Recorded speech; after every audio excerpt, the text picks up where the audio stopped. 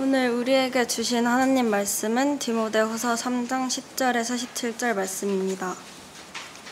나의 교훈과 행실과 의향과 믿음과 오래 참음과 사랑과 인내와 박해를 받음과 고난과 또한 안디옥과 이고니온과 루스드라에서 당한 일과 어떠한 박해를 받은 것을 내가 과연 보고 알았거니와 주께서 이 모든 것 가운데서 나를 건지셨느니라. 무릇 그리스도 예수 안에서 경건하게 살고자 하는 자는 박해를 받으리라. 악한 사람들과 속이는 자들은 더욱 악하여져서 속이기도 하고 속기도 하나니 그러나 너는 배우고 확신한 일에 거하라. 너는 내가 누구에게서 배운 것을 알며 또 어려서부터 성경을 알았나니 성경은 능히 너로 하여금 그리스도 예수 안에 있는 믿음으로 말미암아 구원에 이르는 지혜가 있게 하느니라. 모든 성경은 하나님의 감동으로 된 것으로 교훈과 책망과 바르게 함과 의로 교육하기에 유익하니 이는 하나님의 사람으로 온전하게 하며 모든 선한 일을 행할 능력을 갖추게 하려 함이라. 아멘.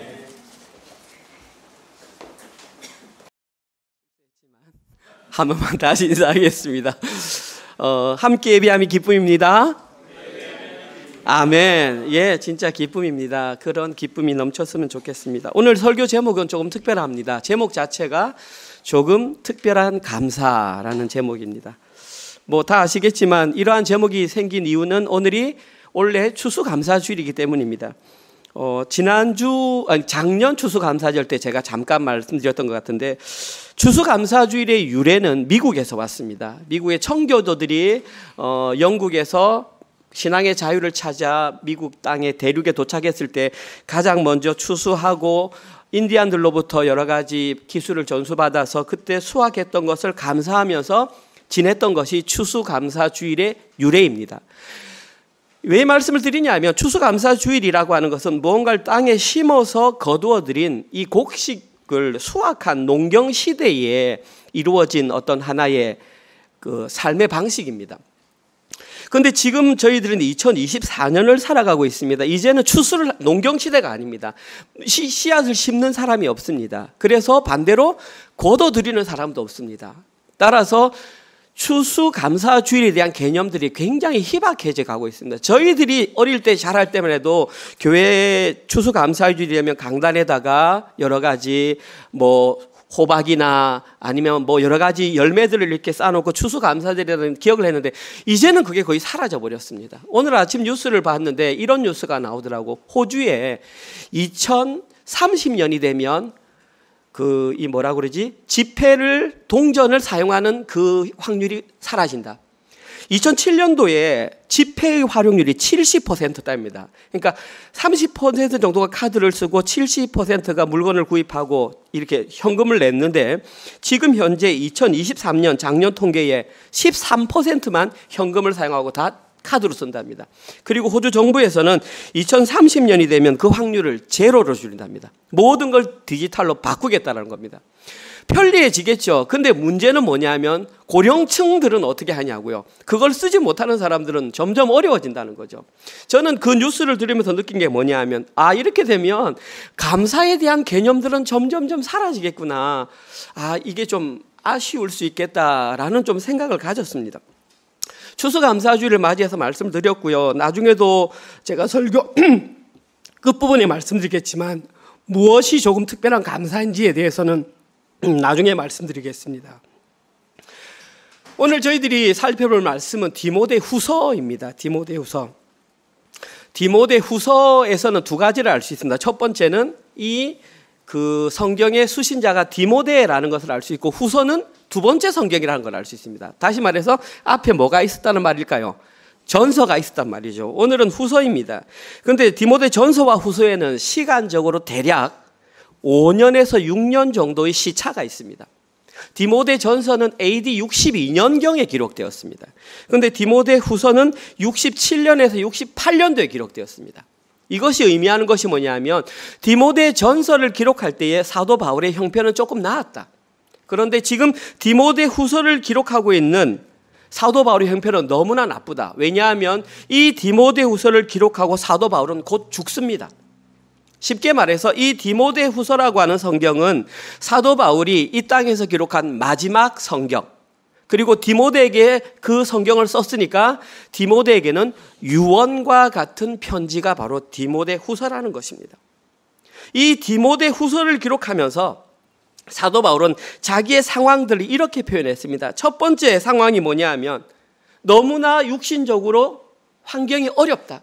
지금 사도 바울은 햇볕도 잘 들어오지 않는 하루에 거의 1시간 정도 하늘에서 내려오는 그 채광, 그 불빛을 바라보면서 지금 이 디모데후서를 적었습니다. 그리고 지금 바닥에는 자기가 배설했던 소변과 대변이 축축하게 남아있는 그 지하 감옥에서 지금 몸이 얼마나 지금 쇠약해져 있는지 힘든 상황이었습니다. 뿐만 아니라 심적으로 그 전까지는 사도 바울을 지키고 있던 많은 동역자들이 다 떠나갔습니다.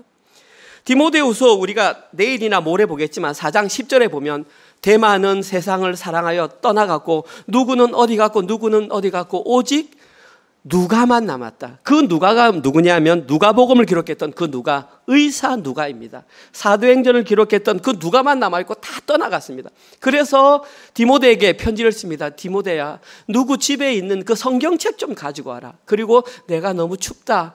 외투 좀 가져다오. 이것이 편지의 마지막 결론입니다. 지금 사도 바울은 육적으로 심적으로 굉장히 위축되어 있는, 거의 죽음을 앞두고 있는 상태에서 마지막으로 편지를 기록한 것이 바로 디모데후서입니다. 오늘 본문은 그 디모데후서 유언의 결론 부분입니다. 결론 부분은 3장부터 시작됩니다. 3장은 여러분들이 묵상해서 아시겠지만 말세에는 이러한 현상이 발생하니 해가지고 17가지를 자기를 사랑하며 제일 마지막에 쾌락 사랑하기를 하나님 사랑하는 것보다 더하다라고 하는 그 기록했던 그 내용이 마지막 내용입니다. 오늘 분은 결론 부분에 2가지를 말하고 있습니다. 첫 번째, 사도 바울이 지금까지 자신이 살아왔던 삶의 정황들이 어떠했는지를 일목요연하게 요약하고 있습니다.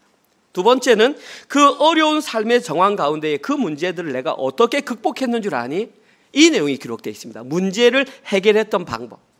따라서 저희들은 오늘 본문에 기록된 2가지 내용을 통해서 그러한 사도 바울이 기록했던 상황이 우리의 상황과 어떠한 연관성이 있는지, 그리고 이 시대를 하나님의 백성으로 살아가는 우리는 어떻게 우리의 입을 통해서 그 상황들을 해결하고 고백해야 하는지, 그러한 내용들을 오늘 본문을 통해서 조금 살펴보도록 하겠습니다. 첫 번째 내용입니다.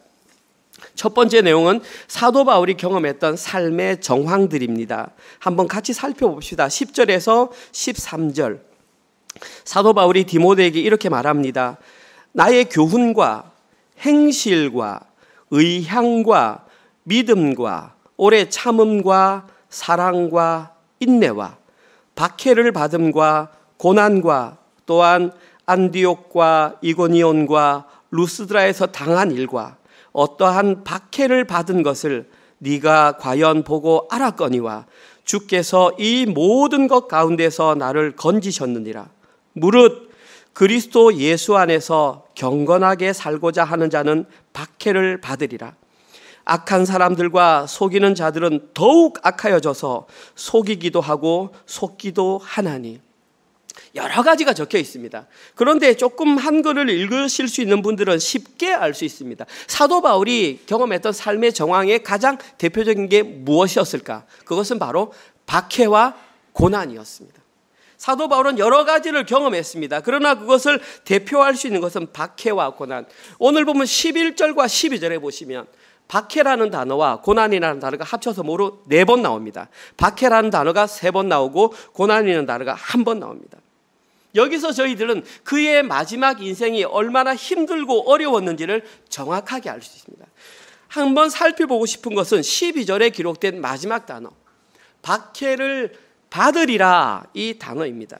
이 박해를 받으리라 하고 기록된 단어의 시제는 직설법 현재 시제입니다. 영어로 말하면 is입니다. 직설법 현재 시제가 의미하는 것은 확실한 미래. 이 박해는 이루어질 수도 있고 안 이루어질 수 있는 것이 아니라 반드시 이루어진다. 2가지 조건을 갖춘 사람에게, 첫 번째 어떤 사람에게? 그리스도 예수 안에 있는 사람에게. 조금 안도가 되죠. 박해가 있다고 그랬는데 첫 번째, 그리스도 예수 안에 있는 사람에게만 박해가 있다. 2번째, 그리스도 안에 있는 사람 중에서도 경건하게 살고자 원하는 사람에게 박해가 있다는 것입니다. 쉽게 말해서 박해는 아무나에게 주어지는 것이 아닙니다. 예수님을 자신의 주와 그리스도로 인정을 하고 교회 공동체 안에 머물러서 경건한 삶, 지난주에 배웠습니다. 경건한 삶의 핵심 정리가 뭐냐면 자족하는 삶, 예수 그리스도 한 분으로 만족하는 삶을 살아가는 그 사람에게 주어지는 것이 바로 박해다. 저는 이런 차원에서 본다면 그리스도인에게 박해가 결코 나쁜 것은 아니라고 생각합니다.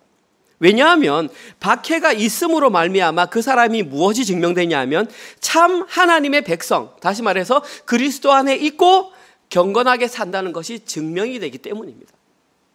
박해는 아무나에게 이루어지는 것이 아닙니다. 진짜인지 가짜인지 그 사람이 신앙이 진짜 하나님 앞에서 올바로 살아가는지를 증명할 수 있는 하나의 척도가 되기 때문입니다. 이런 차원에서 성도님께 한번 질문 드려보겠습니다. 박해를 받으실 의향이 있으십니까? 네. 사도 바울의 일상은 박해였습니다. 그래서 그는 그의 일상을 10절과 11절에서 이렇게 말합니다. 모두 9가지 단어로 자기의 삶을 표현합니다. 첫 번째, 나의 교훈. 이 말은 나의 십자가 복음 이 말입니다. 내가 가르쳤던 그 핵심이 뭐냐? 십자가 복음. 나의 행실, 생활 방식입니다. 사도 바울의 생활 방식은 경건한 삶입니다. 세 번째, 의향, 삶의 목적, 사도 바울의 소명입니다. 이렇게 살았다. 그리고 그 이후에 기록된 믿음과 오래 참음과 사랑과 인내는 그가 실제로 살아내었던 삶의 모습입니다. 11절, 박해를 받음과 고난을 받음. 어디에서? 안디옥과 이고니온과 르스드라에서 당한 일. 어떠한 박해를 받은 것을 네가 과연 보고 알았다. 9가지 정황을 맞으면서 나는 박해를 받았고 고난을 받았다. 근데 여기서 가장 중요한 단어는 저기에 나와 있는 네가 과연 보고 알았다. 이 단어가 가장 중요합니다. 저기서 말하는 너는 당연히 디모데입니다. 디모데는 내가 어떻게 그러한 고난을 받았는지 알고 있다라고 명확하게 말합니다. 10절과 11절 원어를 보면 주어가 you입니다. NIV에도 you 돼 있습니다. You however know. 무슨 말이냐면 너는 그러함에도 알았다. 헬라어로는 수입니다. you가 너는 그것을 알았다. 정확하게 알고 있었다. 그러면 디모데는 사도 바울이 이러한 박해와 고난의 상황에 있는 것을 어떻게 알았을까요?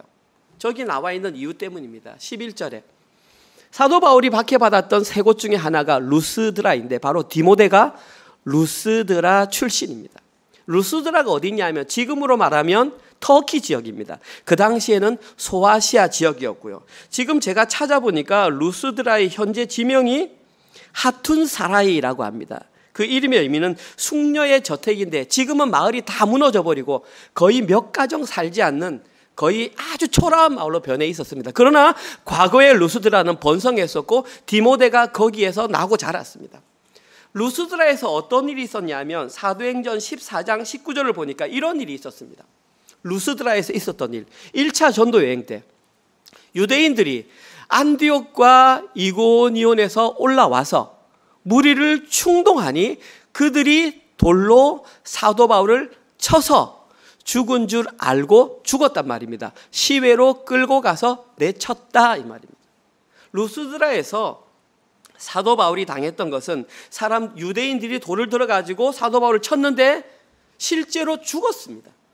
이것이 어디 나오냐면 고린도후서 11장 고린도후서에 나옵니다. 여기 11장인지 11장 21절 이하에 이렇게 나옵니다. 내가 돌에 맞아 죽었고 다시 살아났지만 그 당시에는 하나님의 은혜로 살아났습니다. 아무튼 돌에 맞아 죽었고 강의 위험과 물의 위험과 폭풍의 위험과 사람의 위험과 모든 위험을 다 경험했다고 고린도후서에 나와 있습니다. 아무튼 그가 이렇게 죽을 수밖에 없었던 이유가 뭐냐 하면 어이없게도 무슨 일을 했냐 하면 그 지역에 가니까 루스드라에 가니까 딱 보니까 처음부터 걷지 못한 사람이 있었습니다. 우리가 소위 말하는 안진뱅이였습니다. 그런데 그 마음속에 믿음이 있는 걸 보고 내가 주 예수 그리스도의 이름을 명하노니 일어나 걸으라 손을 잡아 일으켰습니다. 그랬더니 그가 벌떡 일어나서 걸었습니다. 사람들이 보고 뭐라고 그러냐면 이야 이 사람들 다 헬라의 영향을 받으니까 제우스와 헤르메스가 다시 태어났다. 바나바를 보고 제우스라 그러고 바울을 보고 헤르메스라 그러면서 이들을 막 신으로 섬기려고 했습니다. 그때 사도 바울이 우리는 사람이다 옷을 찢으면서 우리를 섬기지 말라라고 했던 그 지역이 바로 루스드라였습니다. 그런데 그 소문이 바로 안디옥과 이고니온에 들리면서 유대인들이 사람들을 충동해가지고 와가지고 돌을 들어가지고 바로 던져버렸습니다. 사도 바울이 했던 것은 안전뱅이를 일으키고 십자가 복음과 하나님 나라와 영생에 대해서 선포한 것밖에 없습니다. 왜 그런데 그것을 그렇게 그들은 사도 바울을 죽여야 할 이유로 했을까요? 이 모든 모습을 누가 지켜보고 있었냐 하면 어린 디모데가 그 자리에서 직접 목격했습니다. 1차 전도 여행 때 대략 디모데가 15세, 16세 정도였던 것으로 추정을 합니다. 제가 좀 전에 질문 드렸지만 왜 사람들은 그러면 돌을 들여서 바울을 죽이려 했던 것일까요? 안전뱅이를 일으키고 하나님 나라와 십자가 복음과 영생을 선포한 것이 그렇게 잘못된 것일까요? 오늘 본문에는 왜 죽였는지 정확하게 안 나옵니다. 그리고 여러 가지 이유가 있을 것입니다. 그런데 성경을 읽어보다 보면 사도 바울이 죽임을 당한 이유가 갈라디아서 5장 11절에 이렇게 기록되어 있습니다. 갈라디아서 5장 11절 함께 읽겠습니다. 시작. 형제들아 내가 지금까지 할례를 전한다면 어찌하여 지금까지 박해를 받으리요. 그리하였으면 십자가의 걸림돌이 제거되었으리니. 갈라디아 교회 편지를 보낼 때 사도 바울이 이렇게 말했습니다. 만약에 내가 할례를 그들에게 전했다면 어찌 그들로부터 박해를 받았겠는가? 반대로 말한다면 내가 그들에게 할례를 전했다면 나는 무엇을 받지 않았다? 박해를 받지 않았다라는 겁니다. 쉽게 말해서 사도 바울이 돌에 맞아 죽을 수밖에 없었던 가장 대표적인 이유가 사도 바울은 할례를 전하지 않았습니다. 만약에 할례를 전했다면 죽지 않았겠지만 할례를 전하지 않음으로 박해를 받았다라는 것입니다. 그러면 사도 바울은 할례를 아주 혐오하는 사람이냐, 할례를 미워하는 사람이냐? 그렇지 않습니다. 사도 바울은 유대인으로서 나면서 8일 만에 자신이 할례를 받았습니다. 물론 그 당시는 유대인이었습니다. 그러면 예수님을 믿고 나서 할례를 혐오했느냐? 그렇지 않습니다. 사도행전에 보면 디모데의 아버지가 헬라인이고 디모데의 어머니가 유대인입니다. 디모데의 아버지가 헬라인이기 때문에 디모데는 태어나면서부터 할례를 못 받았습니다.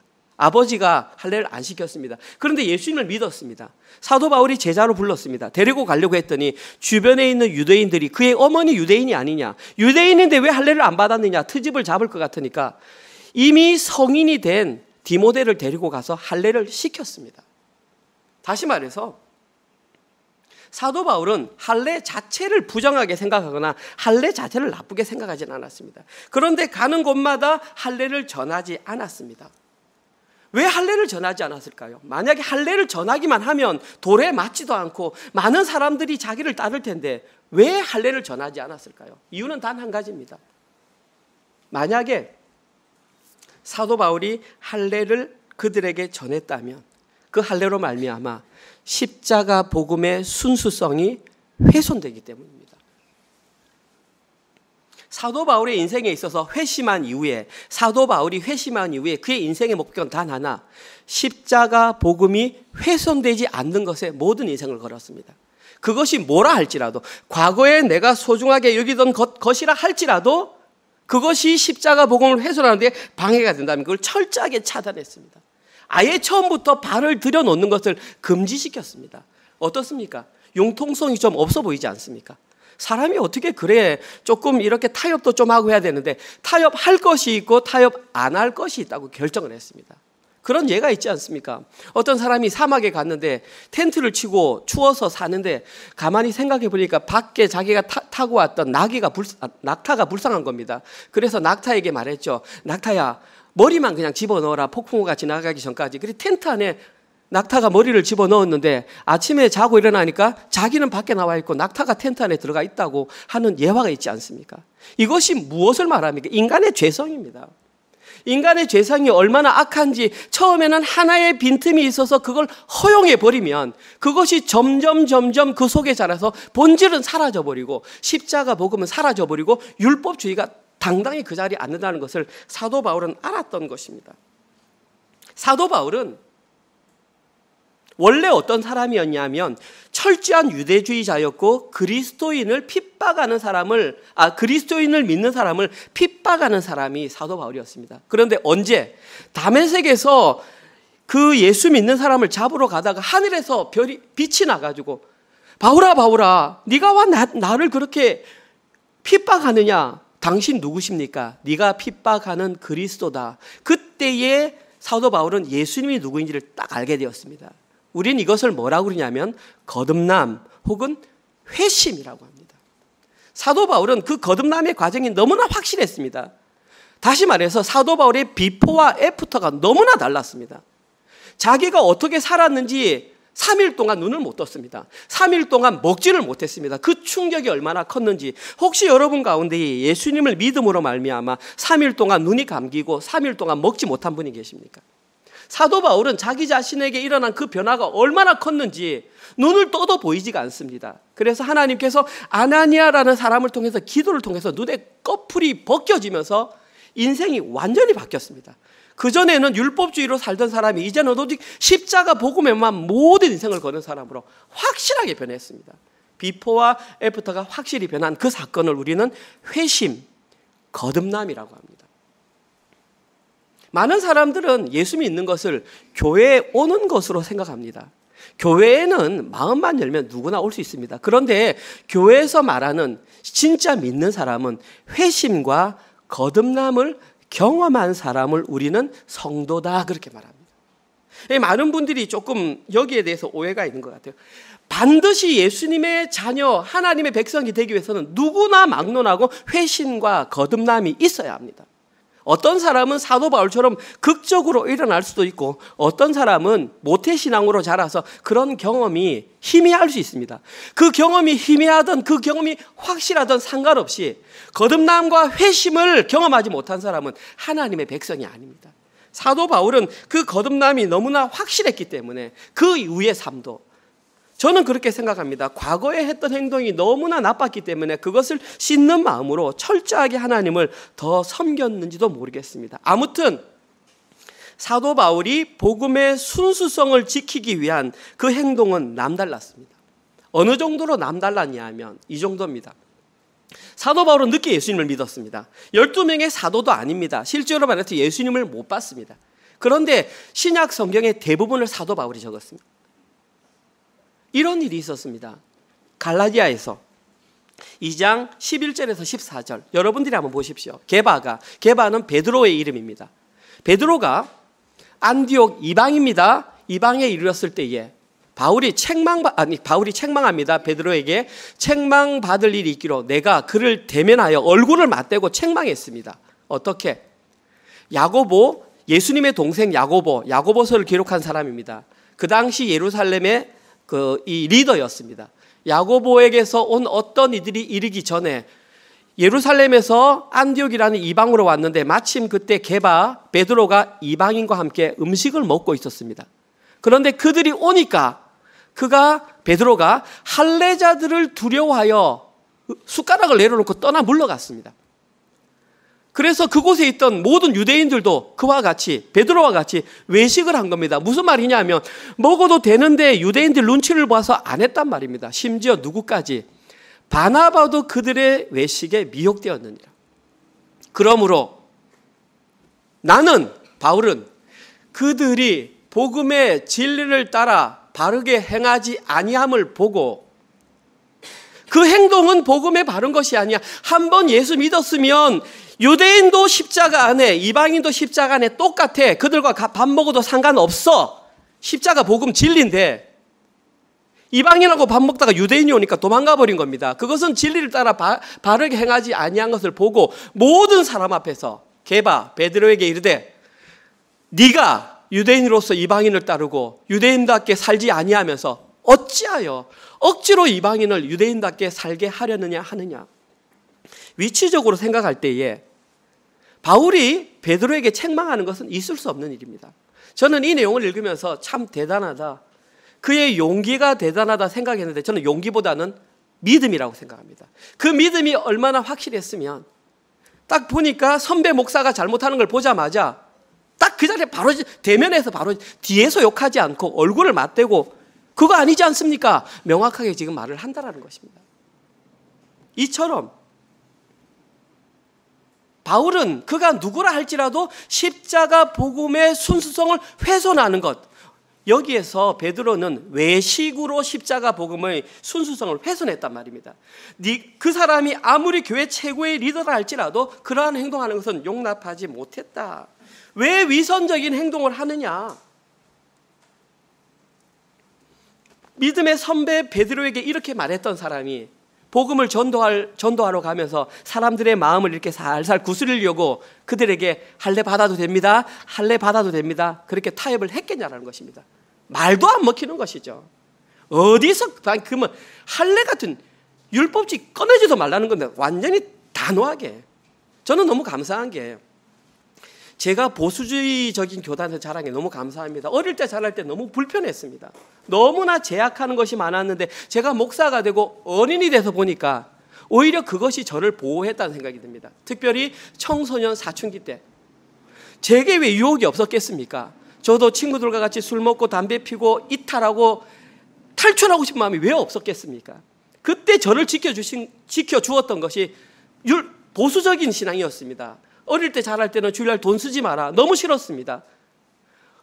짜장면도 사 먹지 마라, 친구들 다 사 먹는데 짐처럼 느껴졌는데 시간이 지나고 보니까 그것이 저를 보호한 보호막인 걸 알았습니다. 오늘 본문에서 사도 바울은 조금 외골수적으로 타입이 없는 것처럼 철저하게 장박을 쳤습니다. 어느 누구라 할지라도 복음의 순수성을 왜곡하는 것은 절대 타협하지 않겠다. 그 중에 하나가 바로 할례를 가르치지 않은 것입니다. 할례가 싫어서 그런 게 아닙니다. 할례 하나 들어가면 뭐 들어가고 뭐 들어가면 뭐 들어가고 그러면 교회 그냥 끝장난다라는 것입니다. 사도 바울은 이걸 알았기 때문에 그렇게 못했습니다. 그러니까 유대인들은 사도 바울만 보면 죽이려고 막 돌을 던져서 죽였던 겁니다. 근데 진짜 심각한 문제가 뭐냐 하면 교회 밖에 있었던 유대인들이 그런 건 이해합니다. 그런데 교회 안에 있던 유대인들이 나 예수님 믿어요 라고 말을 하면서 아직까지 유대주의의 틀을 벗어버리지 못했던 유대주의적 성향을 가지고 있던 사람들이 사도 바울을 괴롭히며 시기하며 비방했던 것입니다. 입으로는 그리스도인이야 라고 말을 해서 교회 높은 지위 리더의 자리까지 올라갔는데 실제로 그들은 양자를 다 선택하고 있었던 사람입니다. 그들의 관심은 어디 있었냐면 디모데후서 3장 2절에 나와 있던 자기를 사랑하며 말세가 되면 자기를 사랑하며 자기의에 초점이 있었던 사람입니다. 오늘 보면 13절에서 사도 바울은 그들을 뭐라고 하냐면 13절 그들이 누군지를 아니? 그들이 악한 사람들이야. 그들이 속이는 자들이야. 그리고 어저께 말했던 후메네오와 같이 악성 종량을 퍼뜨리는 자들이며 경건에 뭐죠? 저도 봐야겠습니다. 경건에 뭐는 없으면서 준비를 안 해서 그냥 죄송합니다. 경건에 하여튼 헛된 말로 경건하지 아니한 사람들이 바로 그들이었습니다. 근데 그들이 하는 행동이 뭐냐 하면 더욱 악하여져서, 이 더욱 악하여지다라는 원어적인 의미가 악 위에서 악이 더 자라난다. 지도자의 자리에 있으면서 신앙이 있는 척 연기를 하면서 실제로는 교회를 무너뜨리는 온갖 악한 행위를 멈추지 않았다. 한번 생각해 보십시오. 이런 자들이 교회 안에 있으면 교회가 분열되는 것은 그냥 시간이 지나면 저절로 교회가 분열됩니다. 그런 자들에게서 떠나라라고 말씀을 하셨고 오늘 본문에서는 이 문제를 해결하기 위한 방법을 우리에게 제시하셨습니다. 그것이 바로 두 번째 본문입니다. 이러한 자들로부터 이러한 문제를 해결할 수 있는 해결 방법이 14절에서 17절에 기록되어 있습니다. 문제 해결 방법. 제가 천천히 읽어보겠습니다. 그러나 너는 배우고 확신한 일에 거하라. 너는 네가 누구에게서 배운 것을 알며 또 어려서부터 성경을 알았나니 성경은 능히 너로 하여금 그리스도 예수 안에 있는 믿음으로 말미암아 구원에 이르게 하는 지혜가 있게 하느니라. 모든 성경은 하나님의 감동으로 된 것으로 교훈과 책망과 바르게 함과 의로 교육하기에 유익하니 이는 하나님의 사람으로 온전하게 하며 모든 선한 일을 행할 능력을 갖추게 하려 함이라. 오늘 본문에서 사도 바울이 제시했던 문제 해결 방법은 간단합니다. 14절에 바로 나와 있습니다. 너는 같이 읽어보겠습니다. 시작. 그러나 너는 배우고 확신한 일에 거하라. 예, 됐습니다. 사도 바울이 제시한 대답은 디모데야, 너는 배우고 확신한 일에 거하라. 배운다는 것은 자신에게 배운 십자가 복음입니다. 확신한 것은 믿은 바 이것입니다. 네가 배우고 믿은 것 안에 거하라. 이 거하다라고 하는 원래 뜻은 머물다 이 뜻입니다. NIV 성경에는 continue in 되어 있습니다. 그 안에서 계속하라 그렇게 되어 있습니다. 중요한 것은 시제입니다. 현재 명령형. 현재 명령형에는 계속과 진행이 있습니다. 다시 말해서 너는 그것 안에 계속해서 끝까지 머물러 있어라. 그래야만 문제를 해결할 수 있다. 사도 바울이 제시한 교회에 있는 모든 문제를 해결할 수 있는 해결 방법입니다.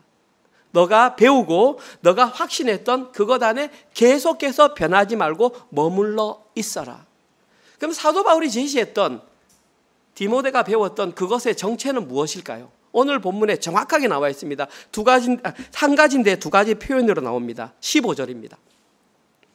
또 어려서부터 성경을 알았나니 성경은 능히 너로 하여금 그리스도 안에 있는 믿음으로 말미암아 구원에 이르는 지혜가 있게 하느니라. 첫 번째 그것의 대상이 뭐냐 하면 구원에 이르게 하는 지혜인 성경입니다. 두 번째도 성경입니다. 그런데 첫 번째 성경은 구원에 이르는 지혜가 있게 하는 성경.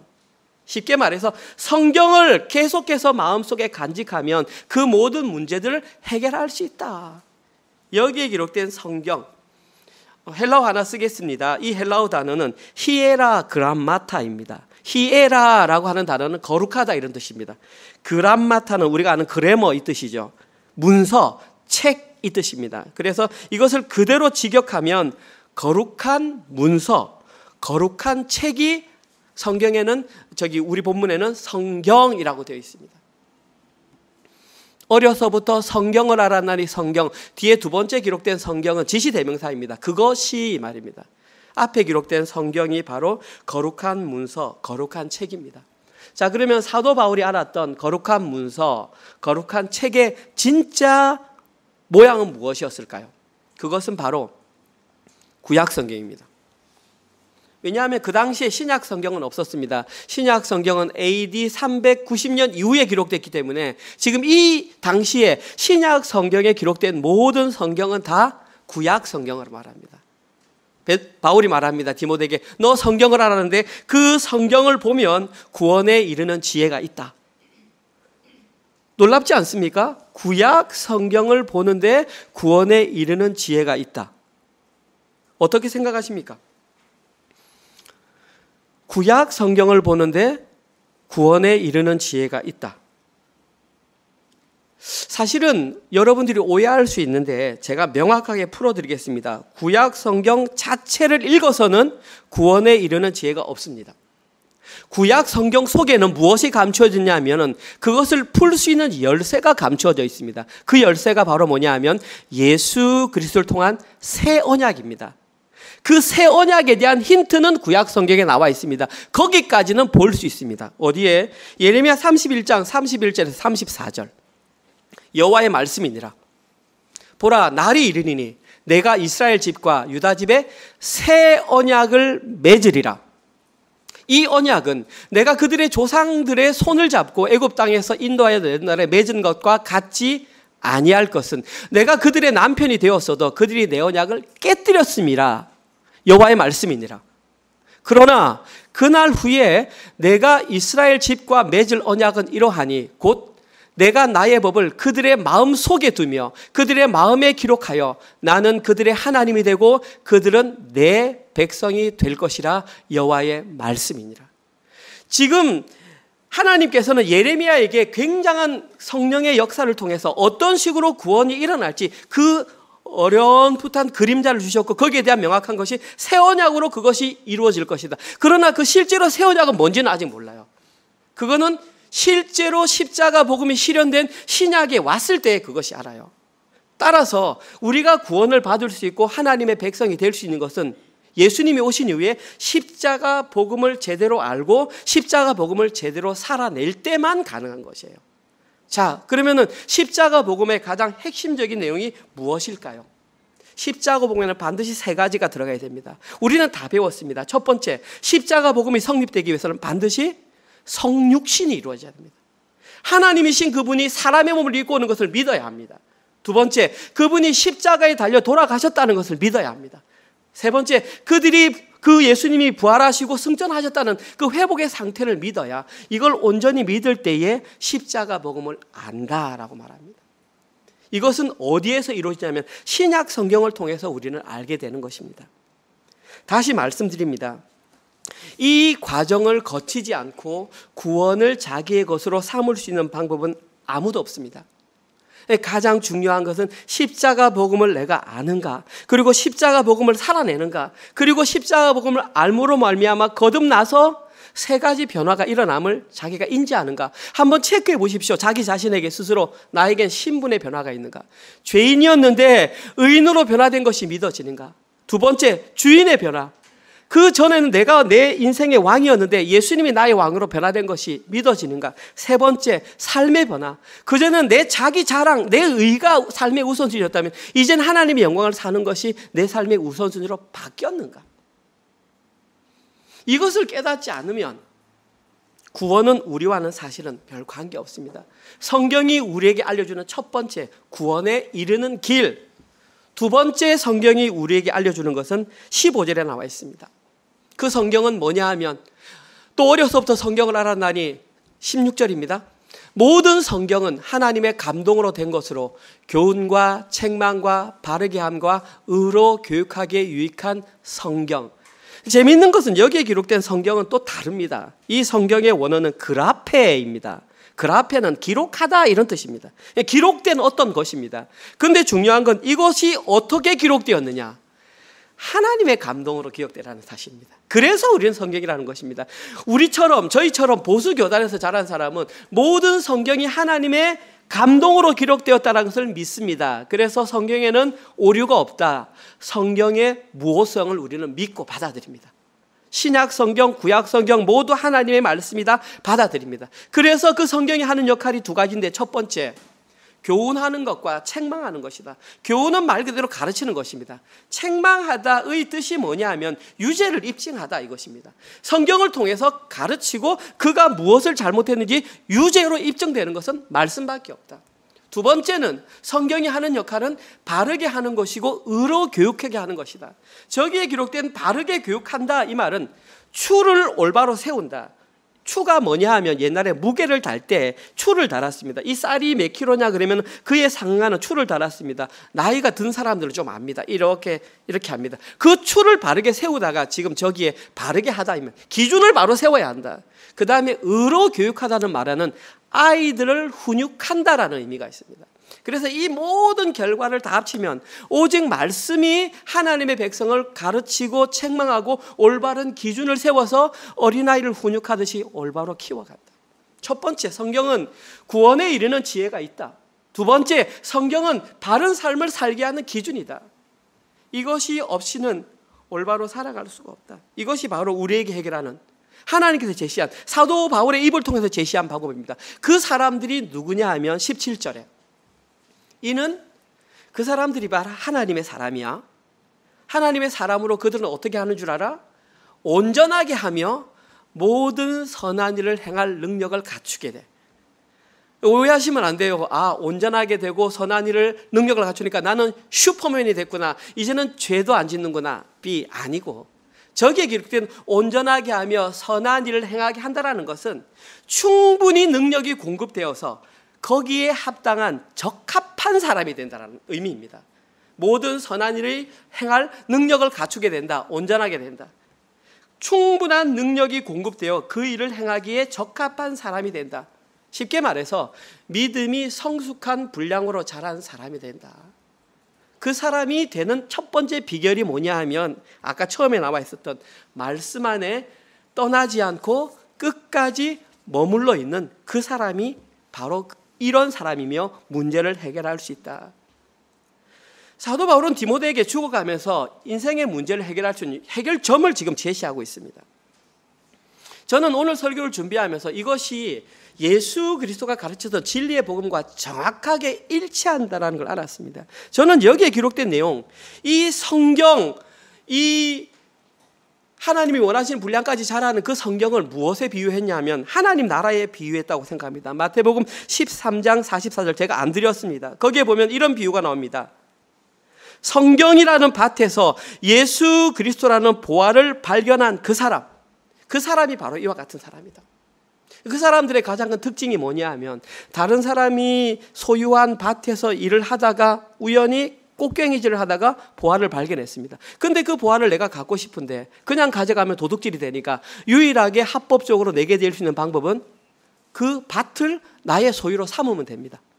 방법은 있습니다. 자, 근데 중요한 것은 그 밭을 사기 위해서는 내가 가진 모든 것을 다 팔아야 한다는 것입니다.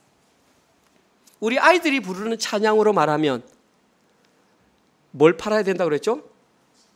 자동차도 팔고 냉장고도 팔고 모든 것을 다 팔아야 하듯이 우리 어른들에게 말하면 여기서 말하는 보화는 당연히 예수 그리스도입니다. 십자가 복음의 핵심이 되신 예수 그리스도, 성경 말씀을 통해서 예수를 발견했다. 아, 진짜다. 자, 그러면 이 밭을 산 사람과 같이 우리도 동일하게 행동해야 됩니다. 내가 가졌던 모든 것들을 하나씩 다 버리고 그것을 사야 하는 것입니다.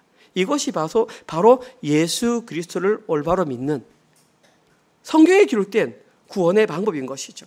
자, 이들은 자신의 소유를 다 팔아 세상에서 가장 값진 보화 예수 그리스도라는 밭을 샀기 때문에 이들에게는 이제 더 이상 두려워할 것이 없습니다. 그리고 이들에게만 나타나는 독특한 현상이 있는데 그 현상이 바로 제가 수요일에 설교했던, 오늘 아까도 나왔던 복음과 함께 고난을 받는 모습이 나타나는 것입니다. 그러니까 복음과 함께 고난을 받으라, 복음과 함께 고난을 받자, 이것이 뭐 구호나 아니면 뭐 이슈로 되는 것이 아니라 그 전에 사전 작업이 있어야 되는데 첫 번째 뭐 있으냐면은 성경을 통해서 보화를 발견해야 한다. 여러분들이 성경을 읽으면서 이 성경 안에서 보화를 발견해야 합니다. 오케이. 두 번째 단계가 뭐냐 하면 그것을 사기 위해서 내 모든 소유를 팔아야 합니다. 많은 사람들이 발견하는 것까지는 오케이. 두 번째 못하는 것이 뭐냐 하면 내 모든 소유를 파는 것에 브레이크가 걸립니다. 그걸 왜 팔아? 그게 있어야 내가 세상을 살아가고 내 미래가 안전하고 내 자녀의 노후가 보장되는데 내가 그걸 어떻게 팔아? 여기서 브레이크가 걸린단 말입니다. 그러나 진짜 그것을 아는 사람은, 복음과 함께 고난받는 것을 아는 사람, 디모데후서 1장 8절입니다. 한번 다 같이 읽어보겠습니다. 시작. 그러므로 너는 내가 우리 주를 증언함과 또는 주를 위하여 갇힌 자 된 나를 부끄러워하지 말고 오직 하나님의 능력을 따라 복음과 함께 고난을 받으라. 사도 바울이 디모데에게 했던 유언입니다. 저는 최고의 유언이라고 생각합니다. 저도 만약에 제가 죽는다면 이런 유언을 남기고 싶습니다. 나의 자녀들이여, 복음과 함께 고난을 받았으면 좋겠다. 왜 사도 바울은 디모데에게 이와 같은 유언을 남겼을까요? 이와 같은 유언이 실현될 때에 진짜 하나님의 백성인 것, 세상의 원리를 따르지 않는다는 것이 증명이 되기 때문입니다. 세상의 원리를 따르지 않는다는 것은 세상과 다른 선택을 할 수 있다는 것입니다. 다른 선택을 하기 위해서는 기꺼이 불편해져야 되고요. 자기가 마땅히 누릴 수 있는 권리를 포기해야 됩니다. 이것이 진짜 예수님을 믿는 길이고 십자가를 걷는 것입니다. 제가 오늘 이렇게 설교를 마칩니다. 수요일에도 말씀드렸습니다. 여러분, 우리 복음과 함께 고난을 받읍시다. 아멘! 집으로 돌아가서 늘 고민합니다. 나의 성공, 목회 성공은 무엇이지? 오늘 왜 이리 빈자리가 많지? 이 자리가 더 채워졌으면 좋겠는데, 교회에 더 많은 헌금이 들어왔으면 좋겠는데, 내가 좀 더 유명해졌으면 좋겠는데 라는 것이 만약에 제가 설교를 이렇게 하고 돌아가서 그런 것으로 고민하고 그런 것으로 마음 아파한다면 저는 복음과 함께 고난 받는 게 아니고 그런 척하는 것이죠. 그럼 진짜 제가 원하는 성공한 목회는 뭐냐 하면 이 교회에 속한 한 사람, 우리 민서부터 마지막 어른까지 모든 한 사람이 예수 그리스도를 진짜 만나서 그분을 자기의 그리스도로 인정하고 삶의 주인이 바뀌고 신분이 바뀌어서 그분과 함께 거듭남으로 말미암아 성숙한 신앙으로 자라가는 그것, 그 한 사람들이 어떻게 하면 그렇게 자라게 할 수 있을까 고민하는 그것이 저의 성공 목회가 될 때에 다른 선택을 포기하고 복음과 함께 고난을 받게 되는 것이죠. 제가 그러할진데 사랑하는 성도님들에게는 어떠시냐고요.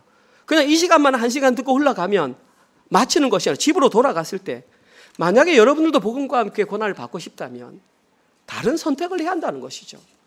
세상이 주는 유익과 세상이 주는 안락과 세상이 주는 평안함을 과감히 포기할 수 있고 어떻게 하면 십자가 복음 아래서 거듭난 자답게 성숙한 신앙으로 자라갈 수 있을까 고민하는 그것이 아닐까 저는 생각합니다. 설교를 마무리하겠습니다. 서두에도 말씀드린 것처럼 오늘은 저희 교회에서 1년에 한 번씩 갖는 추수감사주일입니다. 사랑하는 성도님들은 1년을 마무리하면서 어떤 감사의 제목이 있으십니까? 혹시 이런 감사의 제목이 있습니까? 원하는 학교에 들어가서 참 감사하다. 원하는 직장에 들어가서 참 감사하다. 나의 연봉이 많아지고 사람들로부터 인정받아서 참 감사하다. 나의 자녀가 원하는 대학을 들어가고 또 나의 자녀가 새롭게 태어나서 너무 감사하다. 너무 고맙습니다. 저도 그런 것들이 저에게 진정으로 기쁨으로 다가옵니다. 그러나 저는 오늘 여러분께 제시하고 싶습니다. 조금 특별한 감사를 했으면 좋겠습니다. 그것 또한 감사하지만 비록 행복 대신에 절망과 실패를 경험했다 할지라도 비록 기쁨 대신에 슬픔이 있다 할지라도 비록 건강 대신에 병고를 경험하고 있다 할지라도 이러한 상황 속에서 이러한 상황을 허락하신 하나님께 감사했으면 좋겠습니다. 그리고 이러한 상황을 나에게 주어지신 것, 하나님께서 주신 것이 나를 괴롭게 하는 것이 아니라 이 땅이 내가 살아갈 고향이 아니라 나의 본향이 있다는 것을 다시 한번 깨닫게 하시고 이 땅의 물질을 의지하는 것이 아니라 살아계신 하나님을 의지하는 하나의 증표로 주셨음에 감사할 수 있는 그런 감사의 제목들이 저희 교회 가운데 넘쳤으면 좋겠습니다. 저는 그 사람이 진짜 복음과 함께 고난을 받는 사람이며 성경이라는 밭에서 예수 그리스도라는 보화를 발견하고 자신의 모든 것을 다 팔아버린 사람이라고 생각합니다. 어려운 줄 압니다. 제가 해보니까 어렵더라고요. 여러분들은 얼마나 더 어려우시겠습니까? 이것은 인간의 의지로 되는 것이 아닙니다. 성령님께서 여러분을 만져주셔야 됩니다. 그러려면 거듭남을 경험해야 됩니다. 내가 얼마나 죄인인지를 알아야 하고요. 하나님이 우리를 얼마나 사랑하는지 알아야 하고요. 예수 그리스도의 십자가 보혈이 없었으면 이 일이 불가능한 것을 알아야 됩니다. 이게 출발점입니다. 여기서부터 시작해서 그러한 고백들이 나올 때까지 우리는 한 걸음 한 걸음 자라가는 것입니다. 이번 한 주가 저희들에게 그런 첫 주간이 되기를 주님의 이름으로 축원드립니다. 아멘. 주님 감사합니다. 지난 한 해를 돌아보면 하나님의 은혜가 아니고는 모든 상황을 풀어갈 수가 없습니다. 주님 감사합니다. 건강하게 지켜주시고 안전하게 보호해 주시니 감사합니다. 그러나 모든 상황이 우리가 원하는 대로 흘러가지 않게 하심 또한 감사합니다. 우리가 원하는 대로 흘러갔다면 우리는 한없이 교만해졌을 것이고 더 이상 하나님을 신뢰하지 않았을 것입니다. 우리에게 실패를 허락하심으로 우리가 완전치 못한 존재임을 깨닫게 하시고 하나님 한 분만을 더욱더 의지하며 살아가야 할 존재임을 깨닫게 하시니 감사합니다. 사랑하는 우리 모든 성도들이 입술을 통하여 이런 고백이 나올 수 있도록 신앙이 자랄 수 있도록 주님 도와주시옵소서. 이제는 어린아이 신앙을 벗어버리고 성숙한 자의 신앙이 되어서 다른 사람의 상황까지 배려하며 악성 종장과 같은 말들을 입에서 제외시켜버리는 성숙한 신앙으로 자랄 수 있도록 은혜 내려 주시옵소서. 그러한 마음으로 한 주간 동안 허락하셨던 직장과 사업체를 통하여 벌어들인 수입을 하나님께 목숨을 내어드리는 마음으로 11조와 주정헌금과 감사헌금과 또 셀 모임 헌금으로 드렸습니다. 이 모임에 이 헌금이 사용될 때마다 오직 하나님 나라 확장에만 사용되게 하시고 아직까지 주님을 만나지 못한 자들이 있다면 그들을 향해서 사용될 수 있도록 은혜를 베풀어 주시옵소서. 이제는 우리 주 예수 그리스도의 은혜와 하나님의 사랑하심과 성령님의 위로 교통 감화 깨닫게 하심이 복음과 함께 고난을 받기로 결단하여 이제는 세상과 다른 선택을 하며 세상과 다른 삶을 살아내기로 결단하는 사랑하는 은혜로 가족들 머리 위에와 사랑하는 우리 자녀들 머리 위에와 지금 이 시간에도 세계 곳곳에 흩어져서 주의 복음을 증거하시는 사랑하는 선교사님들과 그들의 사역과 그들의 자녀들 머리 위에 지금부터 영원토록 함께 있을지어다. 아멘.